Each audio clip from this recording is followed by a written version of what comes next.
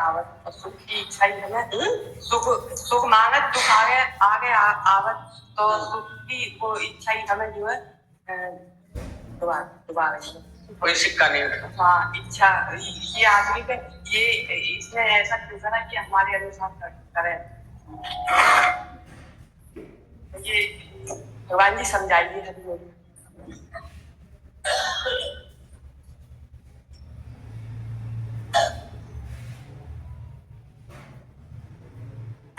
हरिओम भगवान जी, बहुत शुक्राने लग रहे थे। हमको जीवन में गुरु माली मिला जो हमारे जीवन को मधुबन बना रहा है और जैसे सुख दुख को स्वीकार करने वाला भी बनाता है। बहुत बहुत शुक्रिया।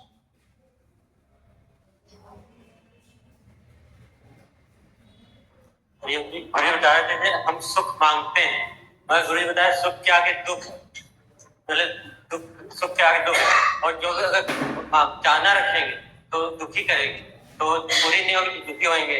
इसलिए हर जो भी हालत आ रही है उसको समझे।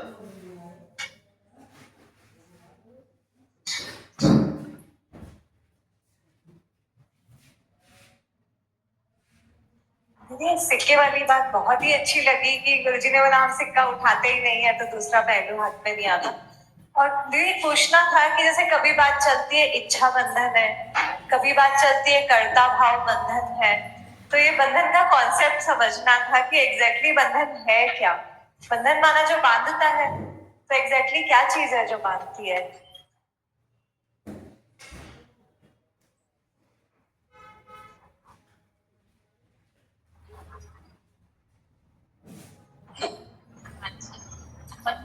मन में ना एक बात आती है कि ना सेवा करनी पड़े ना करवानी पड़े, मतलब ना सेवा करनी पड़े ना करवानी पड़े। मन में वही है बीमारी। सेवा मतलब बीमारी आएगी है ना, सेवा लेनी पड़ेगी, वही सुई अटकी हुई है। भगवान के साथ तो दुख आएगा, और सच में आप आपकी कृपा ऐसी है कि दिल से फूल भी स्वीकार होता है, कांटा भी स्वीकार, आपकी कृपा है। वरना तो केवल फूल ही चाहते थे, अब ऐसा कुछ नहीं। भगवान की मर्जी वो अच्छा है, आपने जो भेजा होगा मेरे तरफ। गुरुजी जैसे बोलते हैं हमेशा कि थोड़ा मतलब कम बोलना चाहिए, मौन में रहना चाहिए, तो अगर कोई रहता है तो कोई सोचे कि ये अहंकार है, अहंकार बस चुप रहते हैं या नहीं बोलते हैं, तो क्या वो सही है? क्या वो अहंकार है जो हम नहीं बोलते या कम बोलते हैं? हरिओम भगवान जी, बहुत शुक्राने आप मिले, आपने सिखाया सत्संग में। मैं तो जानती थी कि मैं ही हूँ, यहाँ आने के बाद पता चला मैं नहीं, मेरा गुरु मैं को ही रोज मारता है। जब भी मैं आता है मेरा गुरु मेरे सामने रहता है और बहुत शांति मिलती है, हर बात में खुशी, हर बात में शुक्राना। बहुत शुक्रिया। हरिओम दीदी। दीदी कई बार है ना सत्संग सुनते सुनते मन भाग जाता है और ऐसे ना पॉइंट निकल जाता है, और बाद में कोई बोलता है अरे ये बात चली थी क्या, तो ऐसा लगता है कि दीदी बिल्कुल ही एकाग्र रहे, पूरी तरह से सत्संग को सुने अच्छे से, तो वो दीदी कैसे है?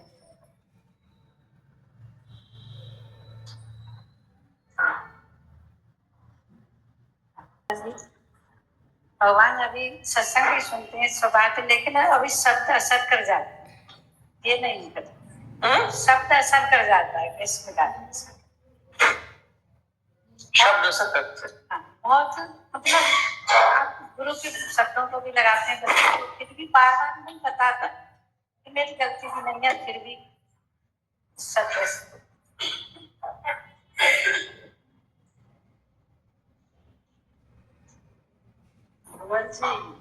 ज्ञानी स्वयं में रमण करता है, इसको थोड़ा डिटेल में। स्वयं में रमण करता है प्रश्न है, तो उसको थोड़ा विस्तार में स्वयं में कैसे रमण करता है। और कल आपने गुणों के बारे में बताया, 3 गुणों के बारे में, लेकिन ज्ञानी त्रिगुणातीत है, तो वो कैसे, थोड़ा विस्तार से। हरिओम दीदी, जैसे बोला ना कि तेरे लिए भगवान ने कैसी रची बहार है, तो दीदी फिर हम तो इसलिए दुखी सुखी हो जाते हैं। हालांकि चिंता आती तो हम चिंताग्रस्त हो जाते हैं कि जब सब सुनते हैं कि गुरु मतलब गुरु ये शक्ति देता है।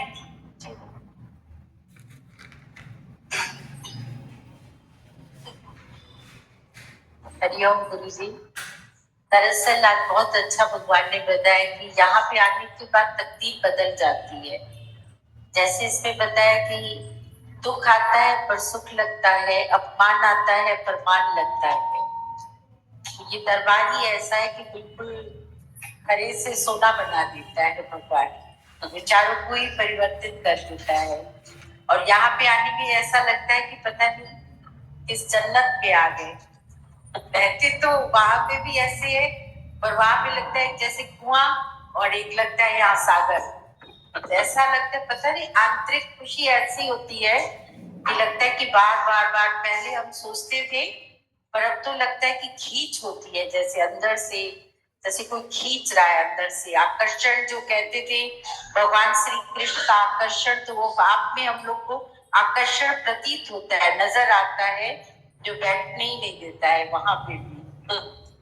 भाव है बहुत ज्यादा, तो जैसे आने से ही जैसे लगता है कहाँ पहुंच गए अब। गुरु जी का स्थान है। देश प्यारे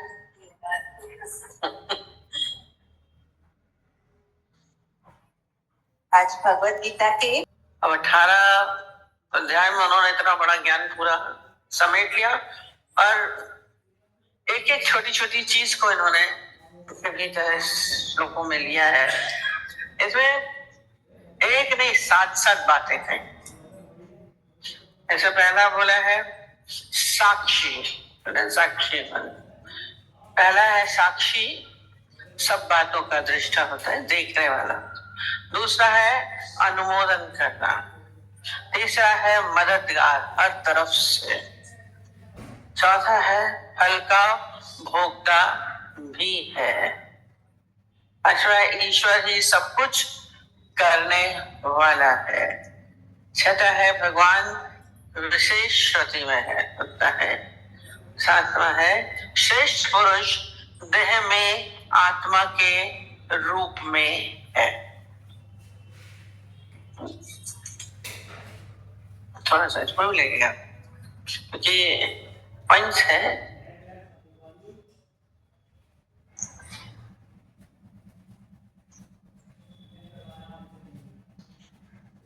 अब इसमें बोला इस देह में स्थित वह आत्मा वास्तव में परमात्मा नहीं है।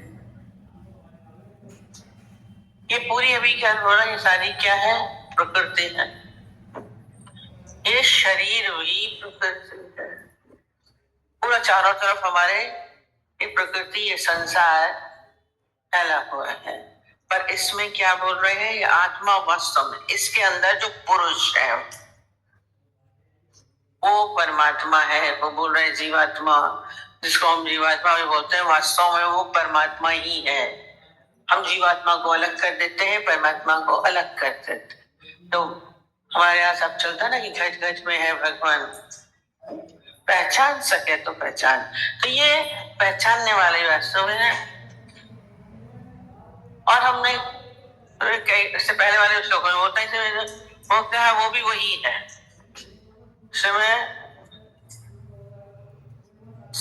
परमात्मा ही, जैसे फील कौन कर रहा है, जड़ को तो फील होगा नहीं, स्पर्श को कौन अनुभव करता है, क्या शरीर करता है?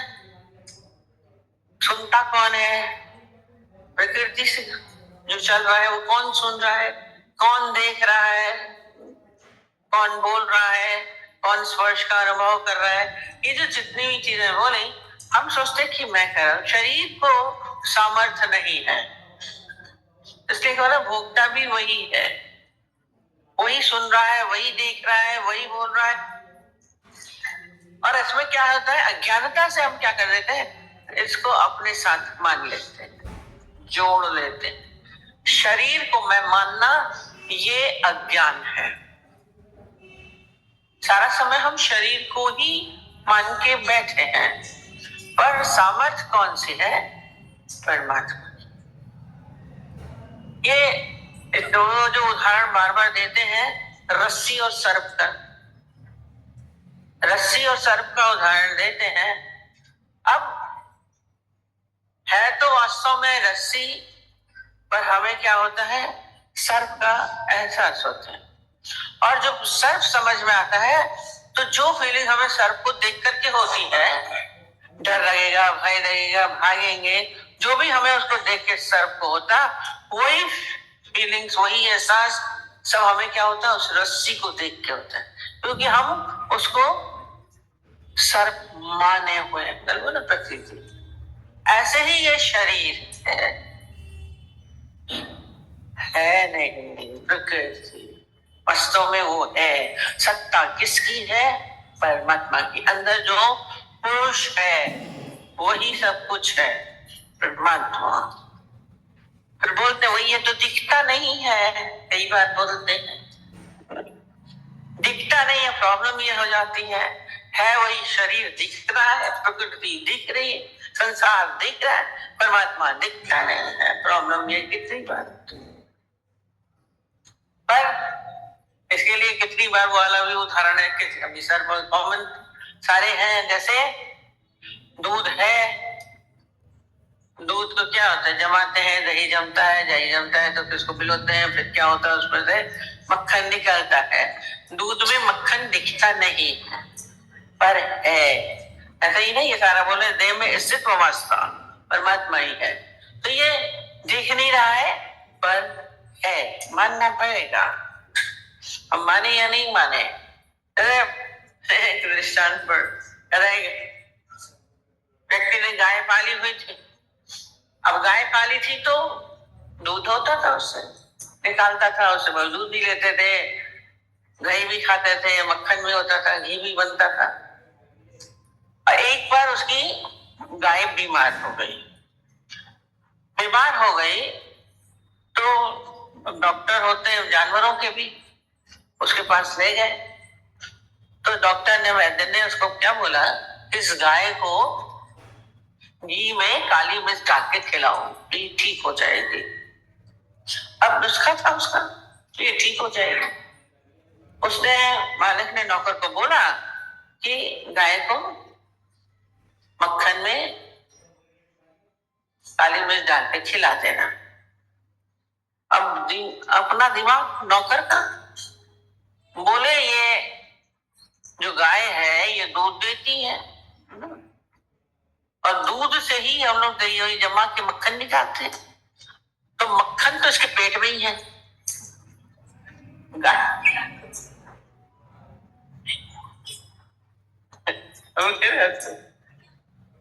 दिमाग उसका अपना जो अपनी बुद्धि लगाते हैं। तो उसने कहा ऐसा है कि 3-4 दिन इसका दूध नहीं निकालते, थोड़ा टाइम दूध नहीं निकालेंगे, अंदर मक्खन होगा थोड़ा दिन। अब मक्खन क्यों खिलाए इसको। और उसने क्या किया, उस गाय को घोट के काली मिर्च पिला दी और बेचारी काली मिर्च खा गई और बेचारी तड़प में और बीमार हो गई। तकलीफ तो वैसे ही थी, बीमार वैसे ही थी और बीमार हो गई। जाके उन्होंने बोला इसको ये तो ठीक ही नहीं हुई डॉक्टर। तो डॉक्टर ने बोला ठीक से तुमने दिया, वैद्य जो है तुमने ठीक से उसको खिलाया मक्खन और काली मिर्च बोला था।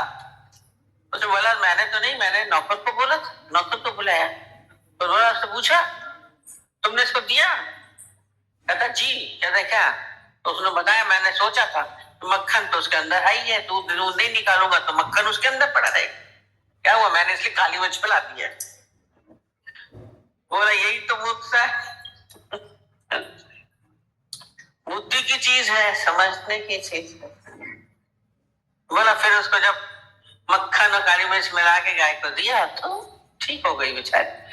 तो ये हम भी सारा समय देखने का प्रयत्न करते रहते हैं, भगवान दिख जाए, कहीं से हो जाए। अपने अंदर है तो कहाँ दिखता है, समझ ही नहीं आता। और भीतर कहाँ है मन, अपने को तो किसी सूरत से भगवान मानने को तैयार नहीं। दादाजी को आके सब बहुत बहस करते थे, आप अपने को भगवान क्यों बोलते हैं, कहते हैं भगवान। बोले मैं खाली अपने को नहीं बोलता, मैं तेरे को भी भगवान बोलता हूँ। अरे ये थोड़ा ना कि मैं कहां से बोल रहा हूँ, कि मैं है ही भगवान।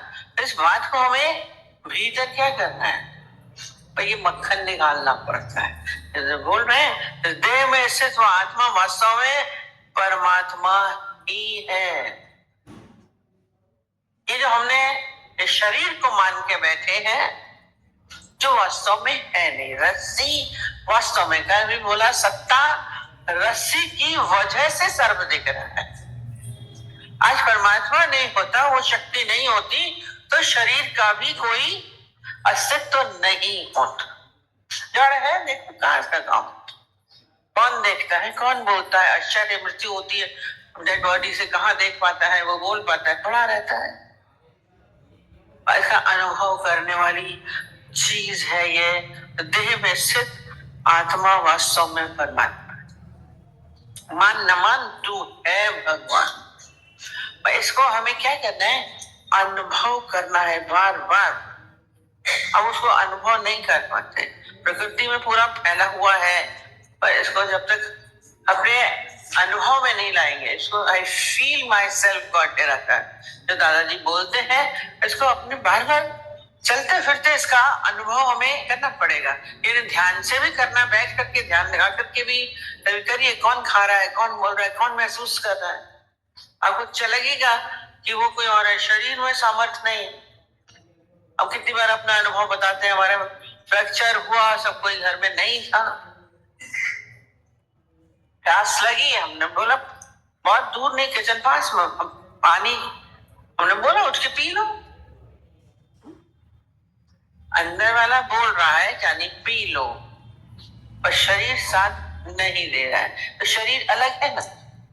मैंने उस वक्त अनुभव किया, मैं हूं, मैं देख रहा हूं, मैं उसको ऑर्डर दे रहा हूं, पर वो नहीं सुन रहा, तो वो कोई और है, शरीर अलग है। छोटी छोटी चीजों में आप इसको अपने अनुभूति में लाइए, चलते फिरते आपको लगेगा कौन खा रहा है, मैं खा रहा हूं, शरीर खा रहा है, कौन खा रहा है, जरूर। अब इसके लिए पर क्या है, इसको कैसे पता चलेगा, इसको इसलिए उन्होंने बोला, पहला बोला साक्षी होने से, उपदृष्टा। ये दृष्टा होना है। दृष्टा साक्षी किसका, साक्षी दृष्टा माने होता है देखने वाला, देखने वाला। और देखने के लिए हमने उस दिन भी बोला क्या होता है, हमें अपने से हम दूर होंगे तभी हम देख पाएंगे ना किसी चीज को। बहुत करीब पास में रखेंगे तो आप नहीं देख सकते। रुई का पाव अपने पास रखिए तो रुई के पाई को देख पाएंगे। रुमाल को अपने पास रखते हैं, देख पाते हैं। रुमाल को दूर जब ले जाते हैं तब हमें वो दिखता है। तो ये इसको देखने के लिए आपको दृष्टा होना पड़ेगा, और वो आप ही हैं। और दृष्टा क्या है, हमें इस शरीर को देखना है। कौन है, मैं अलग दृष्टा, देखने वाला। इस प्रकृति को भी पूरा मैं देख रहा हूं, मैं देख रहा हूं, मैं साक्षी रूप से प्रकट हूं। अपने को साक्षी रूप में प्रकट करिए, देखने वाला। इस शरीर को भी मैं देख रहा हूं, इसकी हर क्रियाओं को मैं देख रहा हूं। मैं चल रहा हूं, मैं देख रहा हूं, मैं बोल रहा हूं, हर क्रियाएं होती हैं, वो सब मैं देख रहा हूं। आप कभी देखते हैं, आप तो बोलते मैं चल रहा हूं, मैं खा रहा हूं, मैं शरीर चल रहा है, इसको मैं देख रहा हूं। शरीर देख रहा है, मैं इसको देख रहा हूं कि जैसे ये व्यक्ति इसको देख रहा है, तो उसको देख रहे हैं। ऐसे ही हम जब उससे अलग है तब हम उसको बोल के देख रहे हैं। ऐसे ही अपने लिए भी बोलिए, मैं हूं परमात्मा, वो देख रहा हूं और वो देख रहा है, साक्षी होकर के देख रहा है। साक्षी बाबू ने बोला ना, कौन खा रहा है, कौन चल रहा है, कौन बोल रहा है, ये अपने को हर बार अरे, और किसकी प्रेरणा से चल रहा है, किसकी शक्ति से चल रहे हैं, किसकी शक्ति से खा रहे हैं, किसकी शक्ति से बोल रहे हैं। साक्षी भाव, अपने आप को हम मानने वाला, देखने वाला बनाए। क्रोध आया, किसने किया, जब आप उसको देखने लगेंगे तो रुकने लगेगा। सारे विकार आपके हाथ में हो जाएंगे। जैसे चोर को आप देखिए ना, तो क्या होगा, वो चोरी नहीं कर पाएगा। देखता है इधर उधर, जब कोई नहीं होता है तो चोरी करता है, वो अपने सामने नहीं होता है। तो ये सीयर बनोगा, दादाजी बोलते थे, देखने वाले, दृष्टा। अपनी सब क्रियाओं को जब हम देखेंगे तो आपके अंदर कोई नहीं, आपके अंदर इच्छा उठ रही है, देखिए उसको। आपके अंदर जितने भी विषय हैं, ये शब्द, स्पर्श, रूप, रस, गंध, ये विषय हैं, उसको भी आप देखिए। मैं स्पर्श कर रहा हूं, कौन कर रहा है? मैं कर रहा हूं, मैं देख रहा हूं, स्पर्श को भी देख रहा हूं, दृष्टि को भी देख रहा हूं। बात ले रहे हैं, कौन ले रहा है? उस स्वाद को कौन ले रहा है? हर समय ये साक्षी भाव ज्ञानी का बना रहता है, बना रहता है सारा समय। अपने आप को उस भाव में बना के रखना।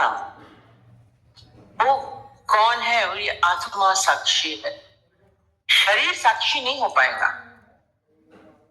हम बोले मैं देख रहा हूं, आंख देखती है, रोज हम बोलते हैं आप आंखें देखते हुए भी कई बार नहीं देखा, नहीं देखा, आंख दिखा। मैंने बोला बाबा जी कान ने नहीं सुना, सुन भी रहा है, वहीं का वहीं है, आपका ध्यान अलग है, वो अलग है ना।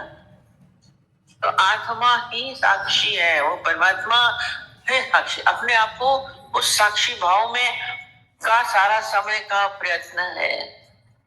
हम उस भाव में नहीं आते हैं तो हम एक साथ उसके साथ जुड़ जाते हैं। शरीर के साथ हम हर समय जुड़ते सकते हैं, प्रकृति के साथ हमने तादाद में बना के रखा है। बोला रस्सी के साथ सर्प को जोड़ दिया। अरे वो दिन बताया था ना कि जैसे मित्र ने बोला मैंने ही रस्सी फेंकी है, अच्छा डंडा लाओ तो हटाएंगे। इतना ज्यादा रस्सी और सत्य जुड़न हो गई। ऐसे ही शरीर के साथ हमारी बहुत ज्यादा जुड़न है, और जन्मों जन्मों से अपनी आदत पुरानी न बातों से बदलती है। अपने को इससे अलग करना, शरीर से अलग करना, शरीर को भी मैं देखने वाला हूं, और इसके अंदर जो ये सब मन है उसको भी देख रहा हूं, बुद्धि को भी देख रहा हूं। मन, आप मन के साथ जुड़ गए, आप बुद्धि के साथ जुड़ गए, आप शरीर के साथ सारा समय देखिए जरा। मैं सोच रहा हूं, आप नहीं सोच, मन सोच रहा है, सोचिए। उस सोच को मैं देख रहा हूं, मैं अलग, तो वो आपको विचलित नहीं करेगा। शरीर को पीड़ा हो रही है, मैं उस पीड़ा को देख रहा हूं, ये दृष्टि। तो शरीर की पीड़ा आपकी नहीं। कल पूछ रहे थे तो शरीर की पीड़ा किसकी होगी? अलग हो गए। जब हम दृष्टा होंगे तब हम उसको भाव में आ पाएंगे साहब। इसलिए